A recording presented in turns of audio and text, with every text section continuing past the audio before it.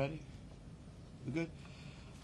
All right, well, good morning. I first want to start off by reminding the citizens of Louisiana that as you travel around the state, you will see the flags of all state buildings at half-mast in honor of those lives that were lost in this horrific act of violence. I also think that it's important to remember that what happened yesterday was akin to those who are old enough to remember jigsaw puzzles, and that you would take a 1,000-piece jigsaw puzzle and you empty the box, and you've got to start sifting through those pieces, and you want to start, if you're real good, you start at the corners, right? Try to put your corners together.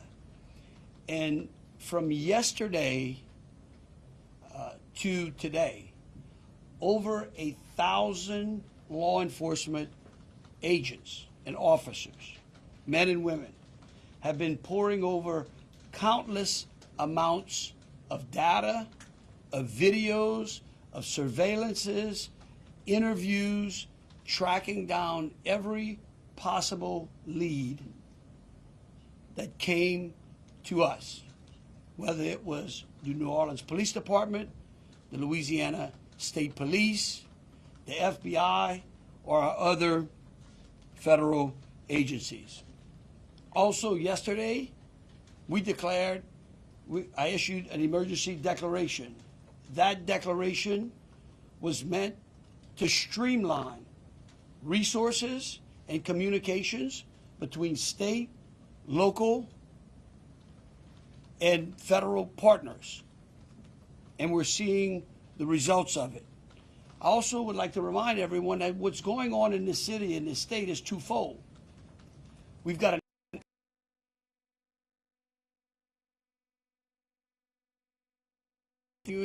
to secure the city in preparation for 3 o'clock kickoff time for the Sugar Bowl. With that, I would also remind those who are in the city that as far as state resources are concerned, we have the Louisiana State Police, the Louisiana National Guard, which was part of that emergency declaration, which allowed us to put an entire MP company on the ground. Those become force multipliers, is what we call that in law enforcement and the military. That helps to add to the resources that we have. Wildlife and Fisheries, the Department of Corrections, DSF, DHS, our Veterans Affairs, our Probation and Parole, all state agencies. Any state agency who has a post-certified officers are here in this city to help secure the city.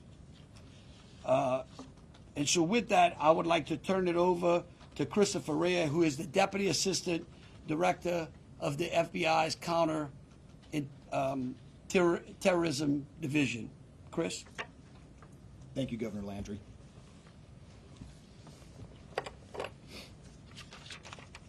Good morning. I am FBI Deputy Assistant Director Christopher Rea. I'm from our Counterterrorism Division at headquarters.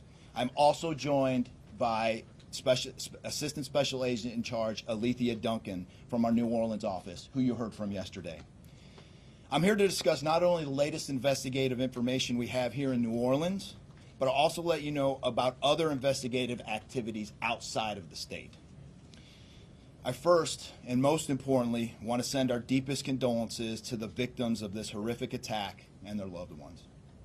14 innocent victims were killed in this senseless attack, and at least 35 are injured.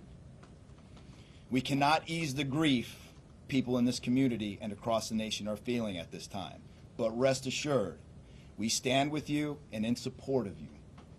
All the resources, and I'm going to go into that a little bit later, all the resources of the FBI are being focused on tracking down every piece of evidence, every lead, every interview, every potential lead we've got. While I won't be able to answer all your questions today, my goal is to be as forthcoming as possible with you on what we've uncovered so far. First and foremost, let me be very clear about this point. This was an act of terrorism. It was premeditated and an evil act. This was obviously a critical incident, and with that, lots of information and tips come pouring in from law enforcement, first responders, and the public. We have been aggressively running down these tips and information. As you all know, that takes time, and we will continue to do so until every lead has been followed through on. This investigation is only a little more than 24 hours old. So I ask you to keep in mind that as I go through some of the specifics later.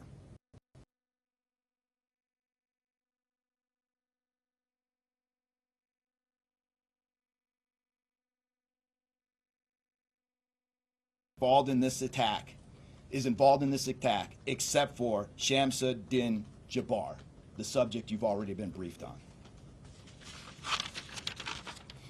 A little bit about what the FBI is doing. So we are surging people and assets to the area from across the region and across the nation. Special agents in multiple field offices across the country have been deployed and are assisting with potential aspects of this investigation and following up on every lead. Additional teams of special agents, professional staff, and victim specialists continue to arrive to provide more investigative power and assistance to the victims and their families. We've also forward deployed a number of our critical incident response group assets, including members of our hostage rescue team, special agent bomb technicians, and crisis management coordinators. In addition, we have deployed more evidence response technicians to continue to process the various scenes that we have. So far, we have received just over 400 tips from the public, and that information is being followed up on both here in New Orleans and across the country. Some of the tips are here in New Orleans, and there are other tips in other states across the country that we are following up on. The FBI team and our law enforcement partners here are also reviewing hundreds of hours of surveillance and other video from both the French Quarter and other states. As for a timeline, at this point, investigators believe Jabbar picked up the rented F-150 in Houston, Texas on December 30th. He then drove from Houston to New Orleans on the evening of the 31st, and he posted several videos to an online platform proclaiming his support for ISIS. There were 5 videos posted on Jabbar's Facebook account, which are time-stamped beginning at 1:29 a.m. and the last at 3:02 a.m. In the first video, Jabbar explains he originally planned to harm his family and friends, but was concerned the news headlines would not focus on the, quote, war between the believers and the disbelievers, end quote. Additionally, he stated he had joined ISIS before this summer. He also provided a will and testament.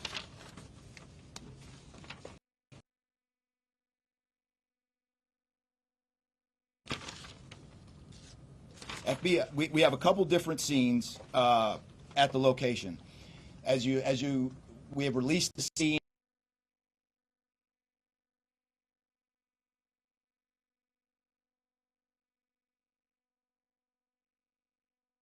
currently searching that scene right now.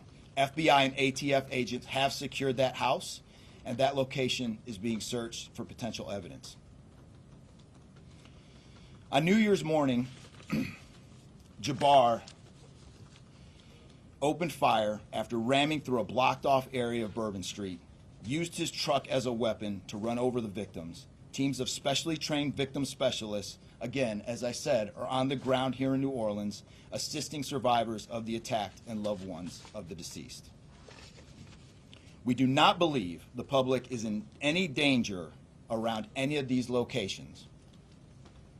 3 phones linked to Jabbar have been recovered, and digital media exploitation is a priority to see what is on the device and any other potential leads. Additionally, we have recovered 2 laptops and are currently reviewing them for any potential leads. Those laptops were recovered at the Mandeville address. Evidence technicians will also be going over the F-150 truck Jabbar was driving.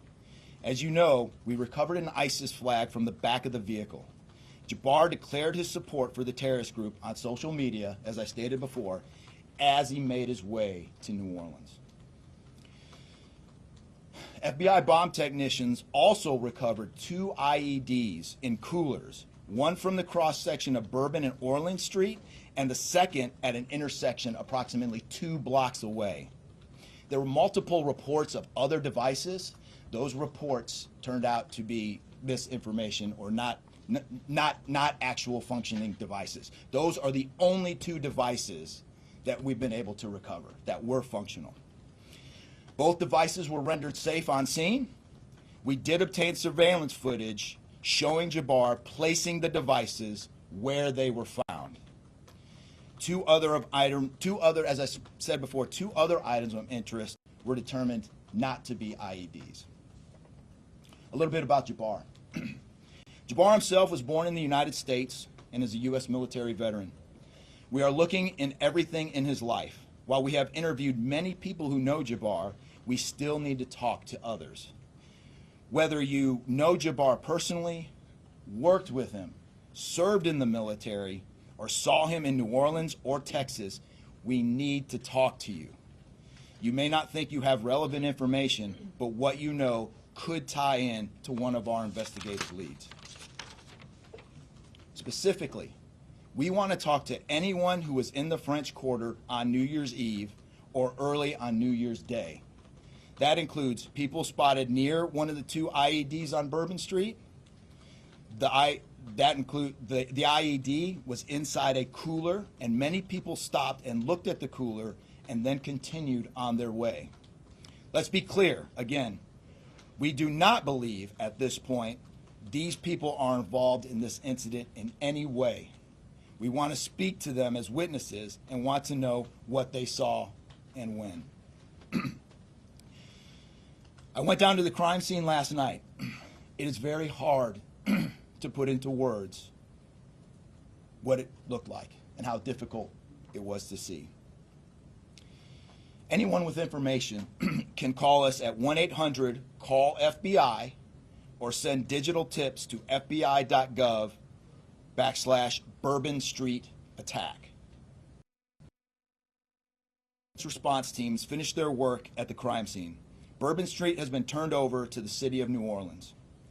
As you know, there's also an FBI investigation in Las Vegas. We are following up on all potential leads and not ruling everything out. However, at this point, there is no definitive link between the attack here in New Orleans and the one in Las Vegas. And again, I'll preface, as I close, I'll preface everything with what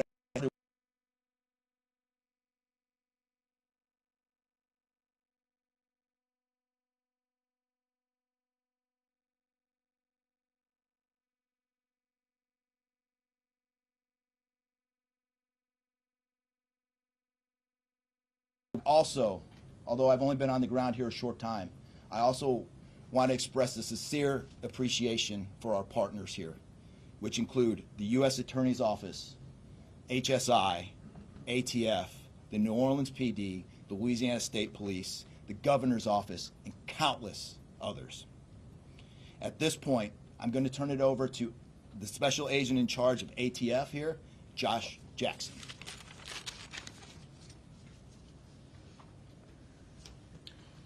Hey, good afternoon. As stated, my name is Joshua Jackson. I am the Special Agent in charge for the ATF New Orleans Field Division. And ATF's primary mission is reducing and solving violent crime throughout the United States and abroad. Solving part is the focus of this investigation. ATF resources that have been brought to bear to the city and to focus with our federal, state, and local partners have been our national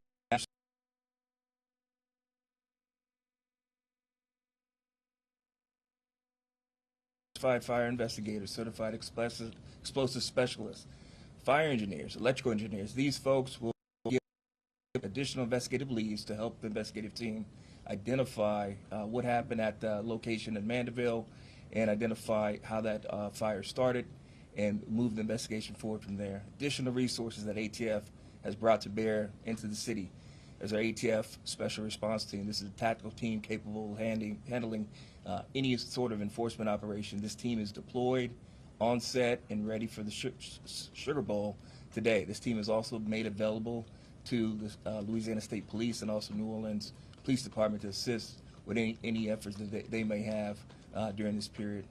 Additional resources, as the governor alluded to, he executed executive powers and had an emergency declared to where ATF was able to tap in to Emergency Support Function 13 resources. This allowed us to bring additional explosive detection canines so that we can safely sweep the city and safely sweep the Super Bowl in preparation for the game today.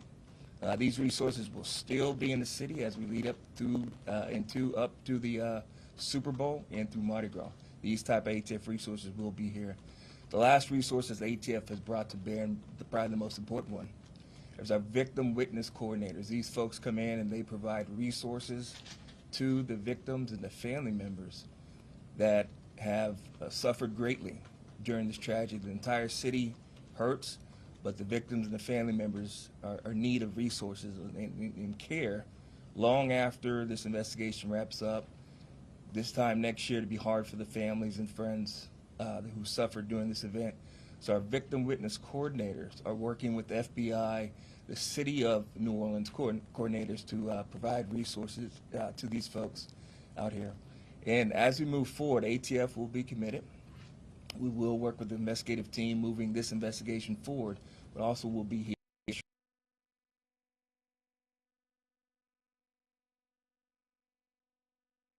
Our mayor of this great city, New Orleans. Madam Mayor.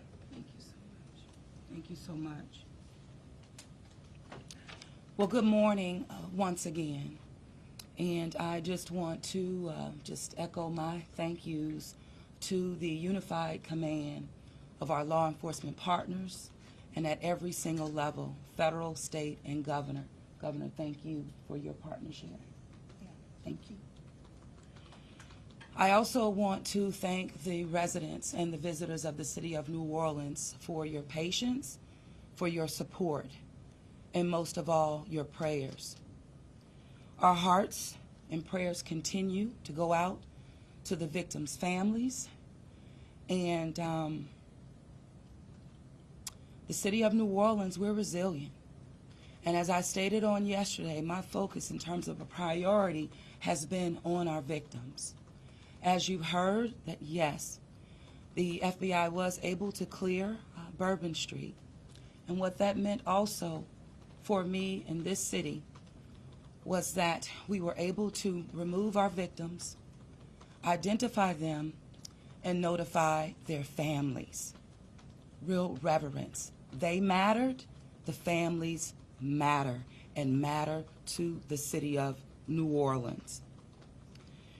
In addition to that, I want to just thank again our federal partners in Washington listening to my plea personally for the additional resources to allow for the scene to be cleared, and again, attending to our victims. I walked by each one, and I did the sign of cross in my own way, because reverence, again, is important. So while we have been able to have Bourbon Street returned back to the city of New Orleans, and the due diligence has been done, that then allowed me to give the go-ahead to begin the cleaning of Bourbon Street. That started happening in the morning about 2 a.m. It was completed before 8 a.m. this morning. But that has really set the tone, I would say, and with the confidence that I have in the law enforcement partners, all of the resources that have been activated, how we have made sure that safety continues to be our top priority, how our assets have been deployed strategically, again, for the safety and the protection of our visitors and our residents in the city. And because of that, the confidence is there to reopen Bourbon Street to the public prior to game time today. The first order will be to allow for vendors to come in and service the businesses. That's important in order for us to stand up activation, as you know, Governor. And so with that, I want to reassure the public that the city of New Orleans is not only ready for game day today, but we're ready to continue to host large-scale events in our city because we are built to host at every single turn. I want to, again, thank all of those who respond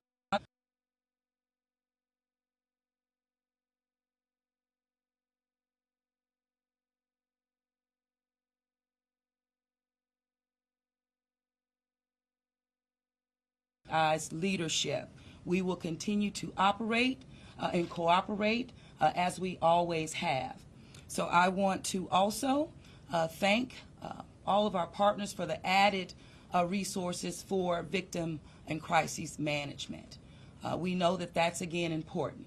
Working with our partner, the Greater New Orleans Foundation, we have set up a fund for our victims' families for not only today but into the future. As you heard, this is going to be a long process for our people.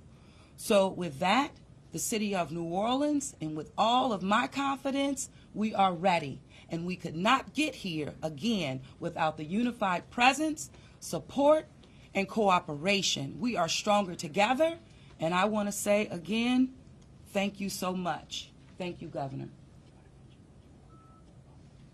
So once again, the governor would like me to reiterate that Bourbon Street will be prepared for full activation before game time today. We know 3 p.m., so we're working towards 2:30 p.m. But prior to game time, the kickoff, Bourbon Street will be restored. So we're hard at work now. Our teams are now, and of course, working with our business community to serve our public and serve our residents and our visitors alike.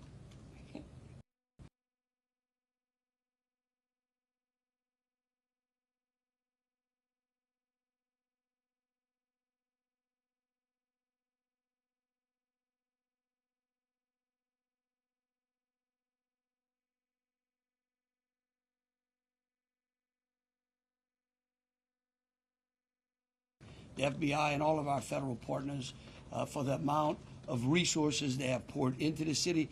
This type of event, and that's the tragedy of it. And I think it's important for people to understand that to protect our citizens in America from evil, you have to crush it. You can't go out there and placate it. You can't go out there and say, oh, I'm going to put this in place and that in place and hope that evil doesn't show up on your doorstep, because it will. You have to crush it. And that's what we're going to do here. We're going to put it all behind us. We're going to continue to keep the victims, those that are in the hospital, either fighting for their lives or trying to recover, in our thoughts and in our prayers. But you know, this morning, and I don't want to single out just one news source, but I just happened to turn on Fox and Friends, and that was a young man who was interviewed, who was actually on Bourbon Street during this horrific act of terrorism. And they closed out by asking him, what now? And I think he summed it up. He said, look, we can't live in fear, because fear will paralyze us. He said, we come down to the city to enjoy ourselves and to entertain ourselves and to be with our friends and with our families, because that's who we are. Louisiana invented hospitality. The people of this city care for each other. And believe you me, we care about each one of the lives that were lost in the city of that. We will never forget them. But it would be a tragedy if we let their losses be snuffed out because of fear. This city will be back. We will be open to family and friends and loved ones.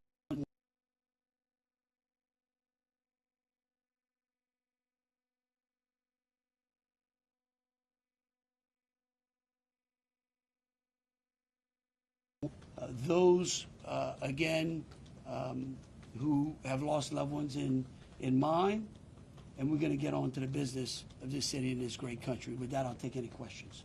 Governor, this is for you and the assistant director. The message has really changed since yesterday. Yesterday, the FBI said that people should be vigilant, that he did not act alone, that he likely had help, and now you're coming out the very next day and saying he was a lone wolf, everything is safe, the game moves on, everybody had a good time. How can you be so sure just 12 hours later? Well, we're going to bring him up, all right? But here's what I want to remind everyone. Like, I was a deputy sheriff, right? I worked in a jail. I worked on the street. I worked on the interstate. I served warrants. I can tell you. Look, in today's world, I get it. Information, we get information like that. Everybody lives in a 15-second TikTok video. We think that life operates like it does on our phones, and it just doesn't. Information changes. In fact, that's why we ask the media for patience.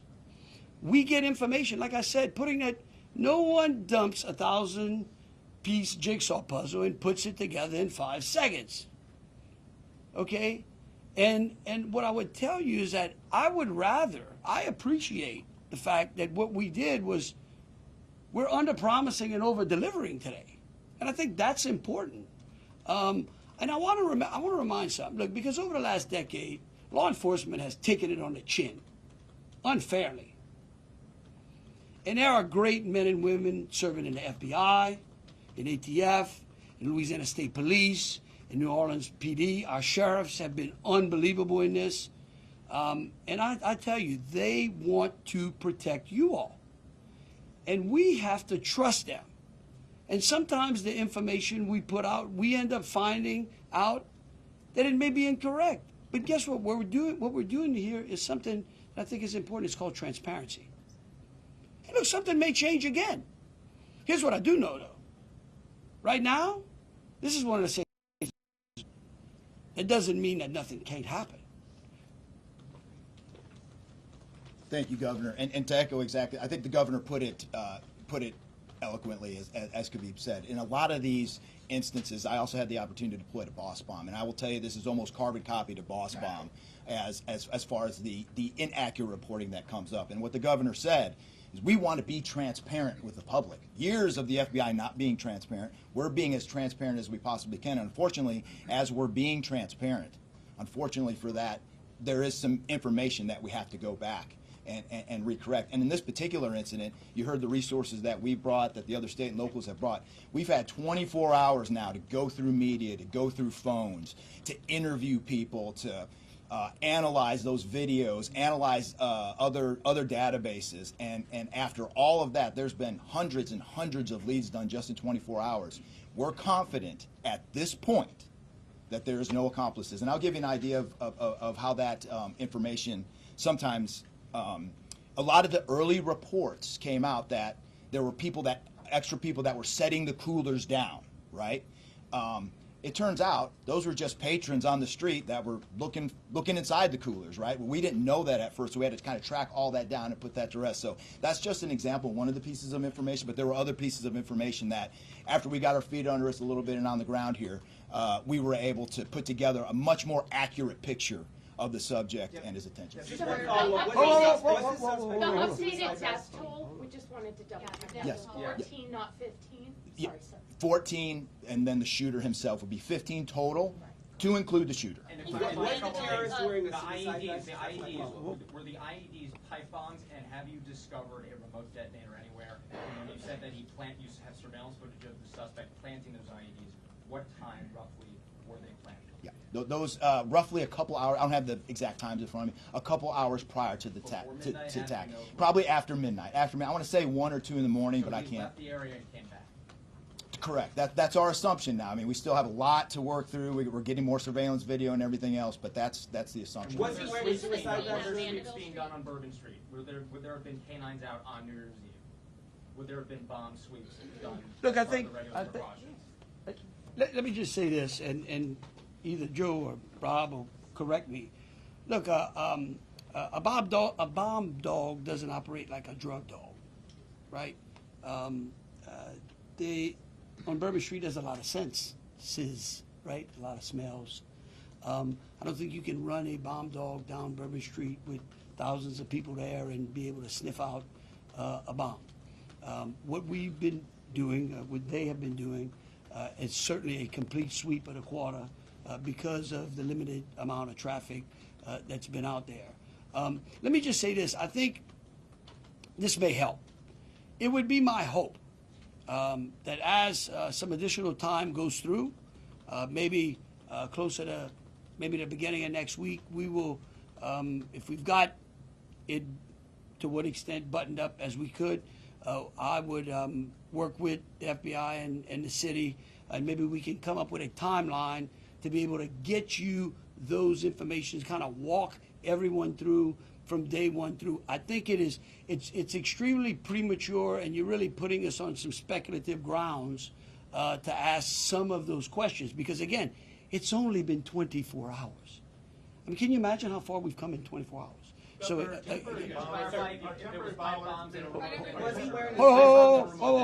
we'll go one at a What is time. being done to make Bourbon Street safer tonight than it was New Year's Eve? Are temporary bollards being brought in to block off the street, and why weren't those used on New Year's Eve? Well, look, here's what I'm going to say. Every time some bad guy, there's what we call an after-action review. Because again, nothing is 100%. We have reinforced the area. We have deployed some additional types of assets. I personally, it's up to the city or other, I don't like to give specifics because I don't like to tell the enemy what we got. But I can tell you we're in better shape than we were before. We have time for two more questions. Director, when you speak to the Mandeville scene, Say- when you speak to the Mandeville scene, And then and what do you- some neighbors at that site told us they smelled smoke early in the morning. Was there a fire there? Any kind of burning happening? Yeah, Do great. you still believe that fire happened after the suspect was killed? That's correct. Yeah, I'll move to 18. I do want to address the suicide vest question. I want to kill that one right away. Okay. There was no evidence that the suspect.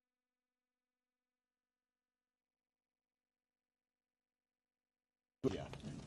Yeah, as to the fire at the Mandeville scene, so our working theory now is that the fire started after Jabbar was already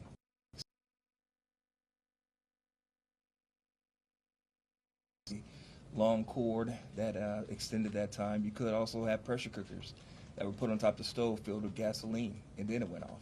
There's a lot of different ways to do it, but that is why our ATF National Response Team is here to answer those questions and get that investigative lead back to our team. So more to come on that. We're still processing that scene. We're out there right now. Are you able Wait, to wait, assess wait, what type so of... how he became radicalized over all of this time, what brought him to Bourbon Street? Do we have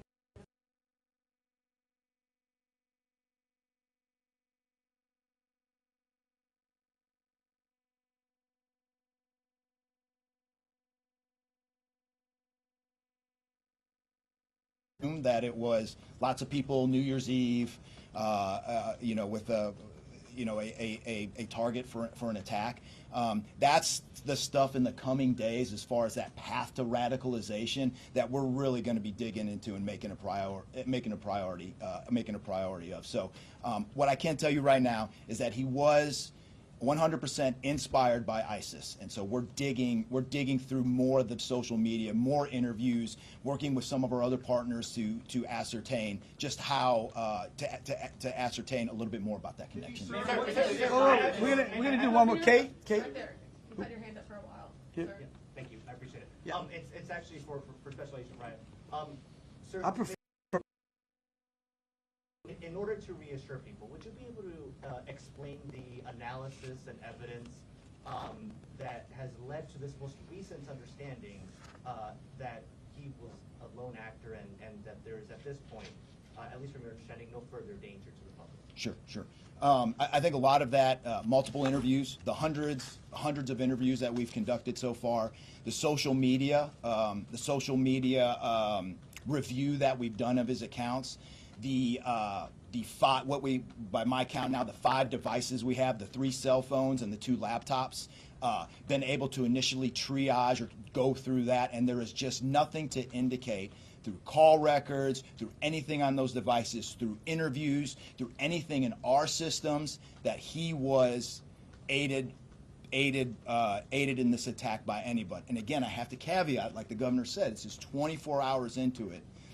And that could change, but right now we've got a much better picture and much more confidence on what we were dealing with than we were just 24 hours ago. All right, look, thank y'all so very much. Again, we are going to try to get y'all as much information as possible, so any additional information will be put out through press releases. Thank you so very much. Moving forward, are we going to be making Bourbon Street a pedestrian only, or are we going to be allowing cars to drive through? Pedestrian only?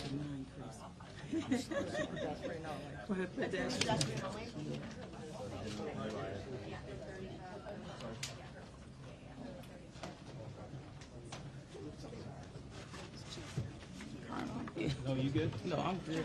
Yeah, yeah. Take it. No. I'm giving them to the handler.